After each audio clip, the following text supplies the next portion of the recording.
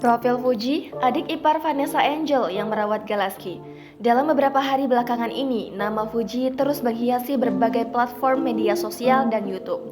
Nama Fuji sendiri menjadi sorotan usai Vanessa Angel dan Bibi Ardiansyah mengalami kecelakaan yang menyebabkan keduanya meninggal dunia pada 4 November 2021 lalu. Karena hal tersebut juga, anak sematawayang Vanessa Angel dan Bibi Ardiansyah, Galaski yang baru menginjak 1 tahun harus dirawat Fuji yang terbilang masih sangat muda.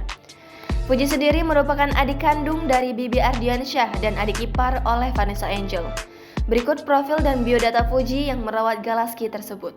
Fuji memiliki nama lengkap Fujianti Utami. Ia lahir pada 3 November 2002. Lulusan SMA Negeri 32 Jakarta yang saat ini melanjutkan pendidikan di salah satu perguruan tinggi yang ada di Bali.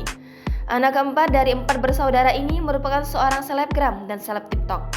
Ayahnya bernama Haji Faisal, sedangkan ibunya bernama Dewi Suharti. Melansir dari grid.id, Fuji diketahui juga merupakan admin akun Instagram Vanessa Angel. Jadi, bila ada order endorse di akun Instagram Vanessa Angel tersebut, maka Fujilah yang akan mengelola dan mengaturnya.